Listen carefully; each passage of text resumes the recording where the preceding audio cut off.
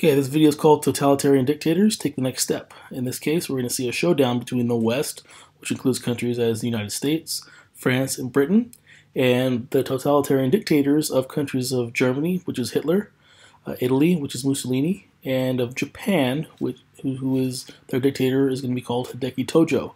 What these dictators are going to see is that the West, to them, are very weak. They're scared. They're afraid of war. And this kind of makes these dictators feel like, hey, we can take the next step. They're so afraid, they're not even going to try to stop us. So they're going to make that kind of little Mr. Burns face like, ooh, excellent. Here's our chance. Here's our chance to use ruthless aggression, and the West is not even going to try to stop us. Heck, they may even give us what we want. So let's go ahead and take a look at these examples.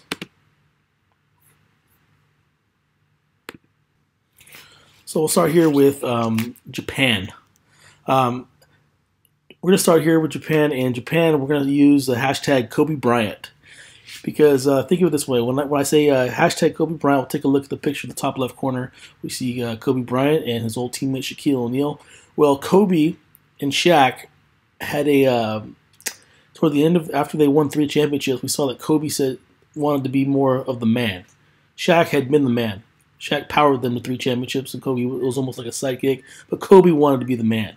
So it was like Kobe made drama to get Shaq out of the team so he could prove that he could do it on his own. And lo and behold, years later, he did do it on his own without Shaq. The reason why this is like Japan is because Japan wanted to build an empire. They sought to build an empire across Asia. They wanted to be on the same level as European countries and America. They were very nationalist, they had a lot of pride, and they felt the best way to show off their pride was to build an empire across Asia and throughout the Pacific Ocean. And they saw the United States as getting in their way, as holding them back. So think of Japan being like Kobe Bryant, and the United States was like Shaq, kind of holding them back. As long as Shaq was around, Kobe would never be the man. So Japan, in this case, is much like Kobe Bryant in the United States, they felt was being like Shaq, holding them back. So one of the first things that they do to kind of do their own thing and prove they can do it on their own is they pull out of the League of Nations at the end of World War World War I, to try and prevent a war like that from ever happening again.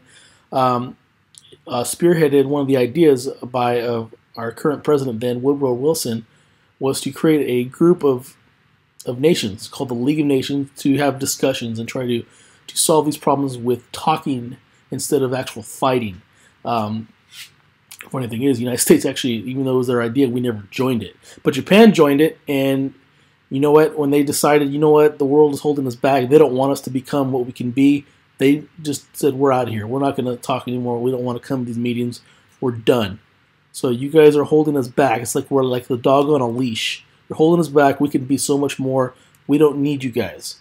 So one of the first things they do is they go into a war with China. So over here, here's Japan, and their next door neighbor across the sea of Japan is up here in this area. This is this area right here is China. So what Japan's going to do, they get into a war over this area of northwestern China. In China, this area is called Manchuria. So Japan says, you know, Manchuria has a lot of resources. We're an island here. We need more resources. We can get a lot of them from China. And you know what? Instead of having to buy it, why don't we just take it? So they get into a war over control of this area. The Japanese win the war actually very easily because, as we said earlier in the year, the Chinese for years did not improve. The Japanese did. They learned from European countries and got better, while the Chinese were very slow to improve. Well, the Japanese, because they improved, pretty much overrun the Chinese forces and actually are very brutal in the way they do it.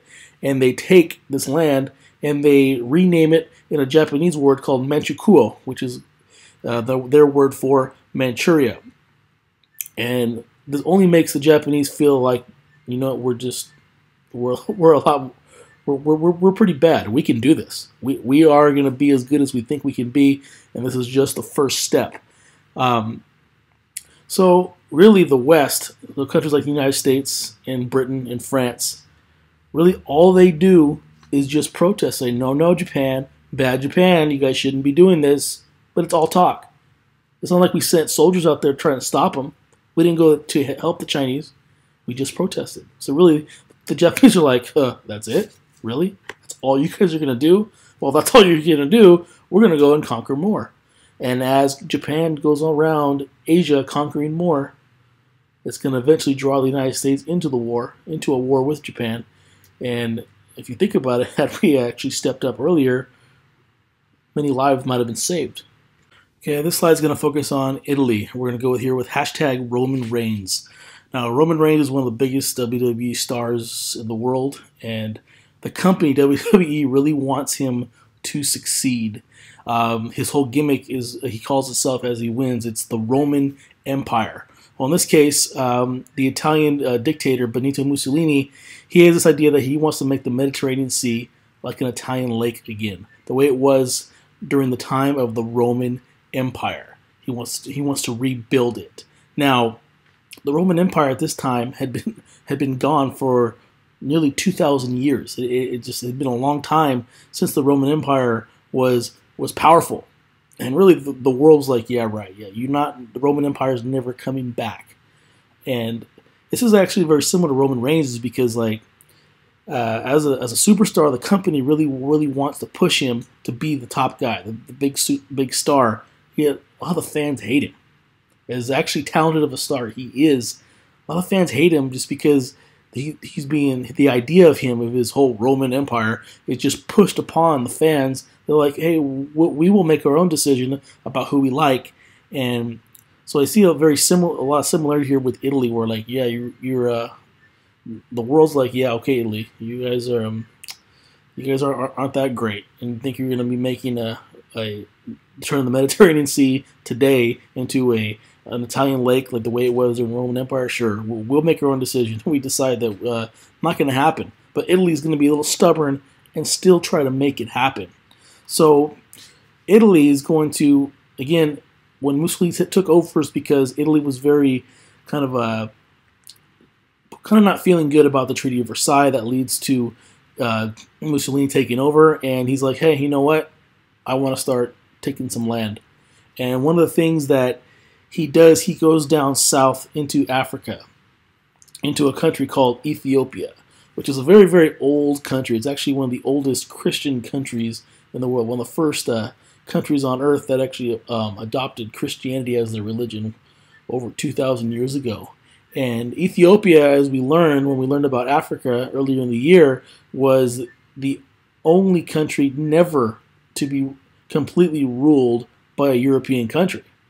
So 40 years earlier, Italy actually tried to take over Ethiopia and failed.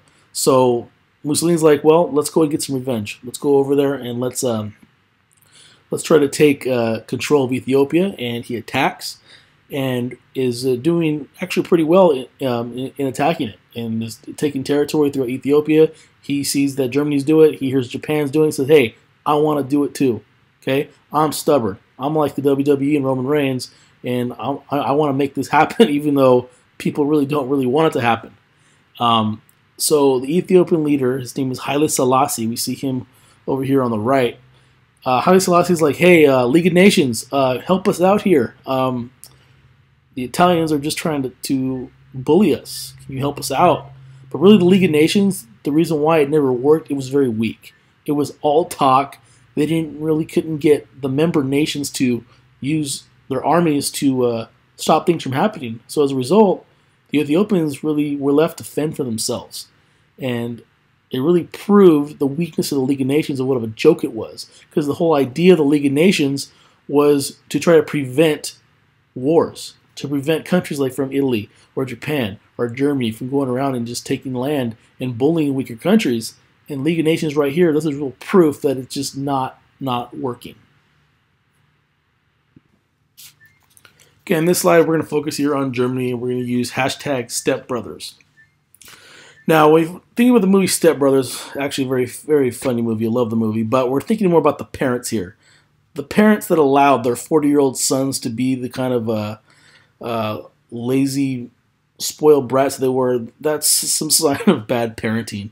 We're focusing on the parents here in hashtag stepbrothers. What's going to allow them to get away with what they've done? You know, they're 40 years old, they got no job, they're acting like a bunch of little kids, allowing them to do pretty much growing up to do whatever they want without any responsibility. So let's keep that bad parenting that allows them to do what they've done. Keep that in mind. So what's going to happen here? What we've already learned about Hitler. He knows that, you know what, the Treaty of Versailles, it sucked for Germany. Totally sucked. And so in case when you have Hitler about the Treaty of Versailles in the German language saying no, you say nein. So there's a famous movie from years ago where it shows Hitler being angry and he goes nein, nein, nein, nein, nein. So when Hitler is thinking of the Treaty of Versailles, he's like nein, nein, nein, nein. No, I'm not going to listen to it. Stupid. I'm not going to listen to it.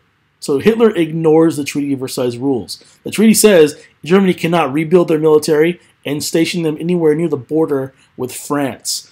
Right here, this area right here where the border of France is actually a very large, beautiful river called the Rhine River. And the Germans call this the Rhineland. This is an area that's very important to Germany. And the Treaty of Versailles says that you cannot put any of your soldiers in the Rhineland, this area right here, because it's near borders with Switzerland, France, Belgium, and Netherlands. Netherlands, Belgium, and France all were severely damaged by Germany during World War I. So part of the treaty says you're not putting any more soldiers there. We're not going to make it easy for you to attack your neighbors again. So Hitler's like, screw that. You know what? The France, Britain, America, what are you guys going to do about it? League of Nations is weak. I'm going to do it. What are you guys going to do to stop me? So he does it. So he was really testing to see how France, Britain, America would react. And when they didn't do anything, he's like, oh, these guys are weak. What else can I get away with? So think of those stepbrothers, those two men who grew up, 40 years old, acting like little kids. They saw that their parents really wouldn't do anything to them. They could do what they wanted and get away with it and not have to get jobs. Very similar there. So as he began to challenge France and Britain and America and said, hey, I'm gonna pretty much do what I want. The more he did it, the more popular he became. The more the Germans said, hey, all right, Hitler, you're the man. You know what? They gave him more power. And the more power he got, the greater ability he had to do some really, really terrible things. So one of the things he wanted to do was to bring all German-speaking people together. So one of the first things he does, he goes to the next door neighbor down south, the German-speaking country of Austria, actually his home country, which is really the same culture but two different countries.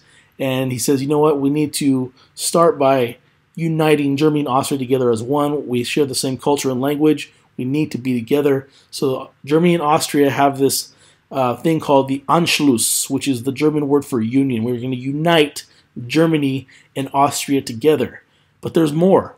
In the other next door neighbor country, Czechoslovakia right here, this area of Czechoslovakia, the Germans call this Sudetenland, which is an area where there's about 3 million German-speaking people. Even though it's a different country, there's 3 million people who speak German. They identify as German. And he's like, you know what, Czechoslovakia, you guys need to give us this land. These are German-speaking peoples. We belong together. And so Hitler's going to be putting his soldiers there, and he's going to be threatening to attack. So Hitler demands this region become under German control. So what does the League of Nations, what does France and Britain do? They're like, all right, you know what, Hitler? Go ahead. Take it. We don't want to go to war with you. Okay? France and Britain at this time, as well as many other countries across the world, the United States included, we are suffering through the Great Depression. We have our own problems. We don't have time for war. We don't have time to deal with Hitler. So go ahead. Take it. Just go ahead and take it. And we'll hopefully they were really hoping that Germany would really just kind of back off.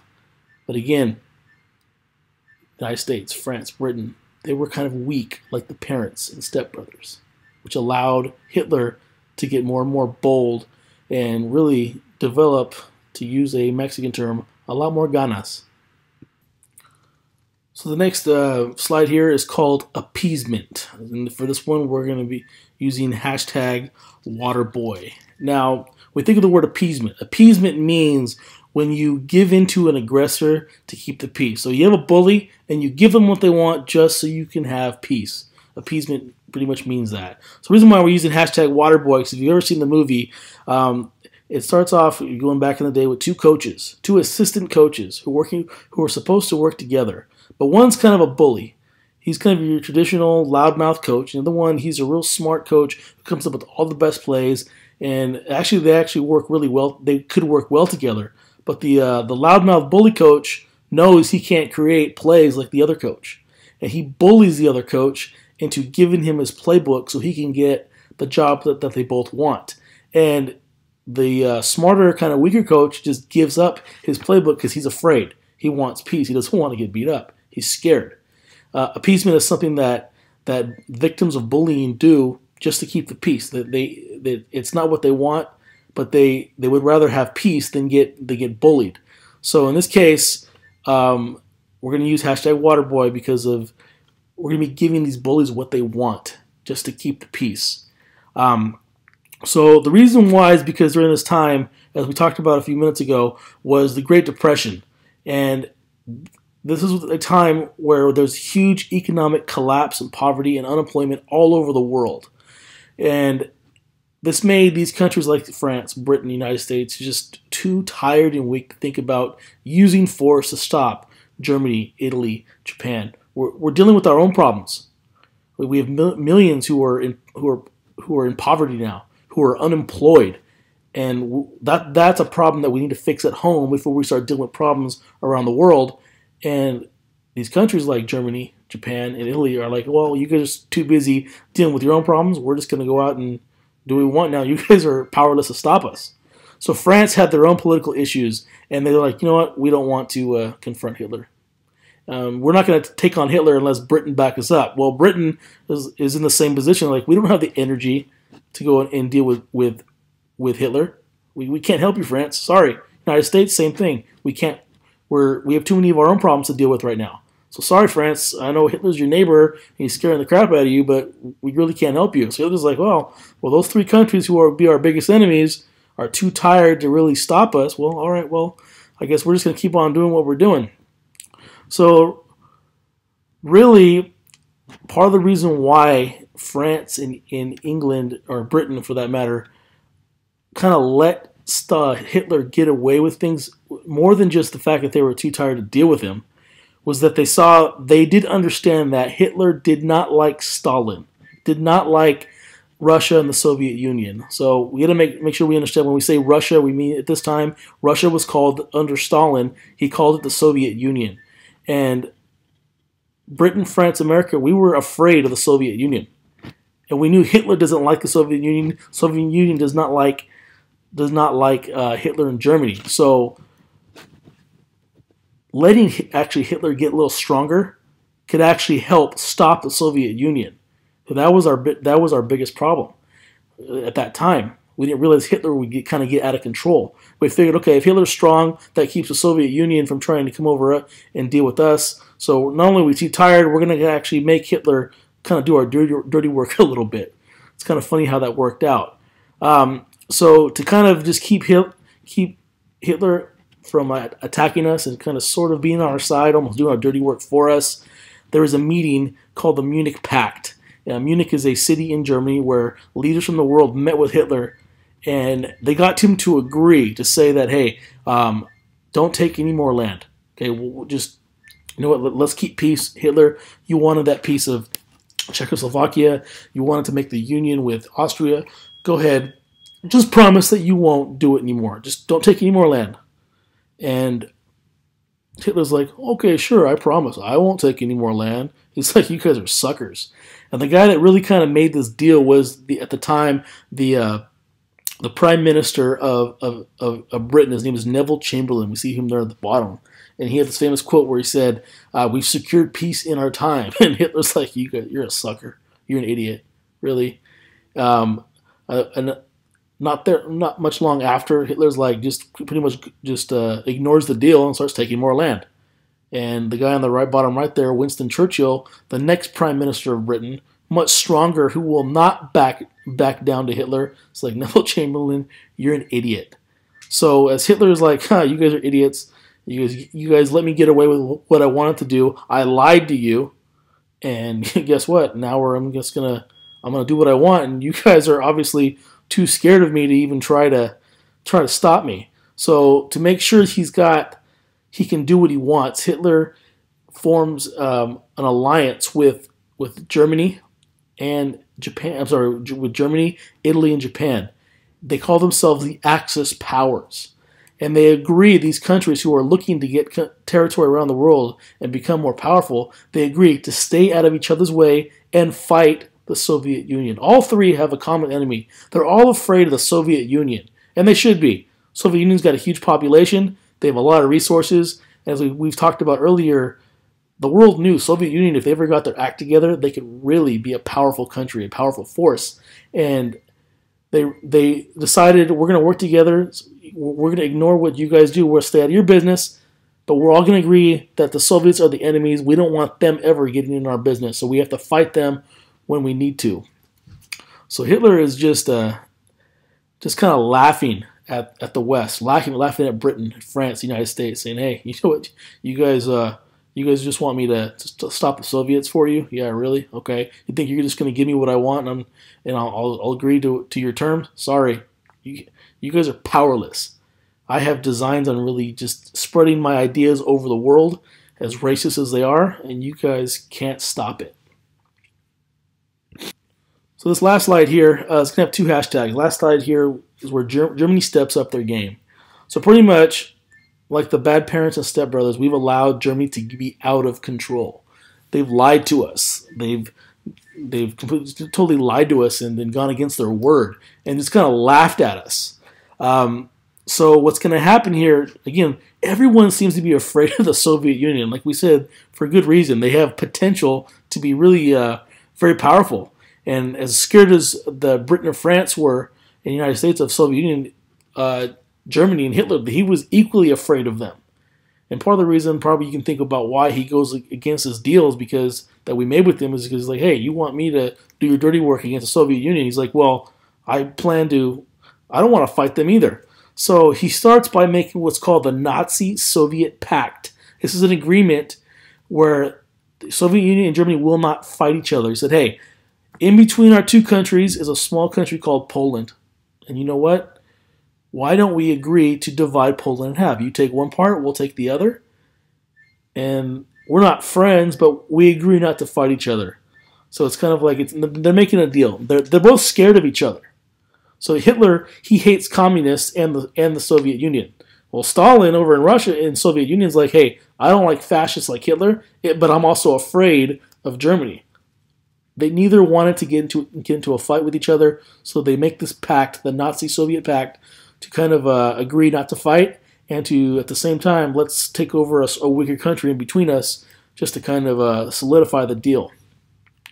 So the two hashtags here we're going to look at is hashtag Fast and Furious and hashtag Dude, Where's My Car? So we're going to focus here first on hashtag Fast and Furious. I think that kind of goes without explanation too much. But what's going to happen here in 1939, after the deal with the Soviet Union, the Nazis in Germany, they take over Poland, they invade Poland, and they use a tactic called Blitzkrieg. It's a German word for it, what they called lightning war. So these lightning quick, fast and furious attacks. It starts by first using the German Air Force, which is called the Luftwaffe, spelled Luftwaffe. They bomb the crap out of the enemy, and then after they've bombed them heavily, they move in with tanks and soldiers to clean up and finish the job. And it's a very, very effective way of fighting where you overrun your opponent before they can even figure out what's going on, before they can launch a counterattack. It's over. And Poland is one of the first countries to fall victim to this blitzkrieg, and eventually countries around Europe and North Africa are going to start falling like dominoes to Hitler's Nazi army. The reason why we put here, Dude, Where's My Car? This is a movie that goes back to the time when I was in high school. It's a really stupid movie, but these two stoner guys, they wake up one morning after a day of partying and they just don't know what's going on, and they can't find their car. They're like, oh, I don't know what's going on. And that same kind of feeling is what Poland felt like when the Blitzkrieg happened. It happened so quickly, and they were so disillusioned and just not knowing they just didn't know what's going on. By the time they figured out, they were under Nazi German control, and many countries are going to fall into that trap. That's the whole point of the Blitzkrieg, to attack quickly, so quickly that you don't really know what's going on, and by the time you figure it out, that it's too late. So again, France falls victim to it. Countries in North Africa, Britain is going to be attacked this way, but they're going to be one of the first countries to actually stop the German army from taking them over. They take a lot of damage, but the British are going to be actually they have an advantage because they're an island to successfully stop the Blitzkrieg. But again, it really weakens Britain, and they're really going to need American help going into the future.